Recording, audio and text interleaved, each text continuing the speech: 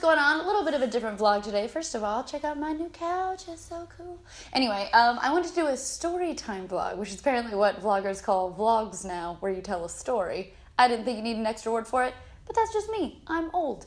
So I've been thinking about a couple different things lately, and I'll tell you why they've been bouncing around in my head. But I wanted to talk today about how I got into conventions and kind of just like my journey through, or my early journey really, because I feel like you guys know a lot about, now I go to conventions and I meet people and I have booths, but that is not at all how this started for me. And I feel like I've talked a little bit about how I got into cosplay, but I haven't really talked about some of the more intimate stuff with going to conventions and what it meant to me and the friendships I had there, and I'll tell you again why this has all been bouncing around in my head just a little bit later. But first things first, I went to my very first convention when I was 14. It was here in Austin. I feel like I've kind of talked about this a little bit. It was very small. I found out what cosplay was the night before. I didn't have a costume. I threw on a dress. The photo has been found. I mentioned it in my game time with Bernie. So this is 14-year-old me. I wasn't cool. You can probably tell from the photo.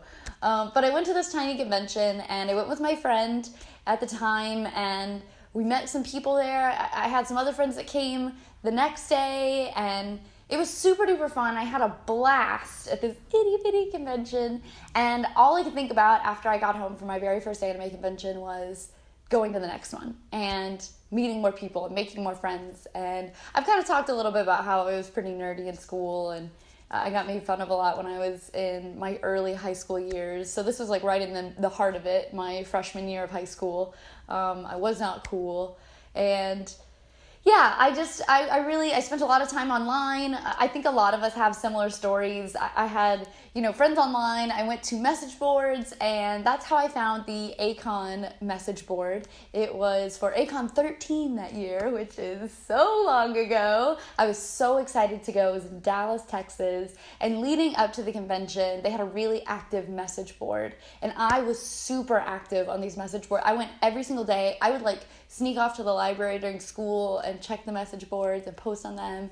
And I met so many amazing people and so many amazing friends, some that I still have contact with to this day on those message boards. And they were really the people who understood me, the people who thought I was funny and didn't make fun of me. And they were there when I was having a bad day, and they were there to recommend anime that I should watch and to talk about things we had seen. And it was when I was getting into X Japan, and they would talk about X Japan with me, and all these different things. It was when I would download anime on Kazaa, if anybody remembers that, if any of you are old enough to remember Kazaa. It was that time in my life, and I really enjoyed talking to these people, and I met up with these people at Akon, and this is not a Lifetime movie. None of them turned out to be 50-year-old dudes that were preying on young girls. Everybody was cool.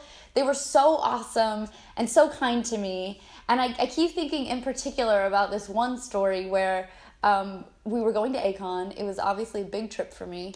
And my friend Will, who I'd been friends with on the message board, who I'm still friends with to this day, I hadn't met him yet in person. We were the same age, and we had a lot of the same interests, and we talked a lot. And I was so excited to meet him at Akon. But I didn't have a cell phone. It was in the before time when most people didn't have a cell phone. I didn't have his number. And all weekend I looked for him, and I did not find him at Akon. And I met up with so many other boardies who were like, "Have you seen Will?" And I'm nobody had seen him. And there was no way to get a hold of him because you could post on the boards. I think I even sent him a private message on the board being "Hey, where are you?" But nobody's checking them because we're at the event that the message board is for. And it was so heartbreaking. I did eventually meet up with him a bunch, and he's super kind and super sweet and super funny. But yeah, it was heartbreaking for me at Akon that year because I was so sad that I didn't get to meet up with him. And the reason that these stories have been bouncing around in my head, and I've been thinking a lot about what it was like to attend conventions with my friends and to wait in line for panels and to hang out in the dealer room for 16 hours, as long as it was open, and to go in a circle around and around and around until I feel like I knew everything everyone was selling, is because my friend Martin Wong is coming out with a new app. and it is just what I needed when I attended conventions. And thankfully, it has a lot of stuff that I can use nowadays. I know nowadays we have a lot of ways to connect with people, but this is such a fantastic app. It's called Shout Around. I feel like I've heard so much about it and I know so much about it, so maybe I'm glossing over a little bit of stuff. It's on Kickstarter right now, and it's a really great way to connect with people that maybe you don't, you're not giving them your phone number, and your convention pals that you want to meet up with and that you have similar interests with, and a good way to meet people. And it's just, I feel like it kind of recaptures for me the feeling that I had when I first attended conventions, where I was so excited to meet up with people, and you would post on message boards, and nobody does that anymore. And this is kind of that way to connect with people and to have your crew that you hang out with and your boardy group, as it were, like I had. And I think it's fantastic. Honestly, you guys know that I'm always really, really honest, and I'm always like, I love this thing, but blah, blah, blah. I feel like I do that a lot. Even when I'm getting paid to talk about something, sometimes I'll be like, it's really great, but I gotta tell you about this. But this is something that, when I was talking to Martin about it, I don't know how to explain, it recaptured that feeling for me. And I really hope that you guys check it out. It's on Kickstarter right now. Like I said, I'll put a link down in the description. Guys, it's really cool. Check it out. See if it's for you. I honestly, it gave me that kind of nostalgic feeling, and I think it could be something that helps you guys, and also me.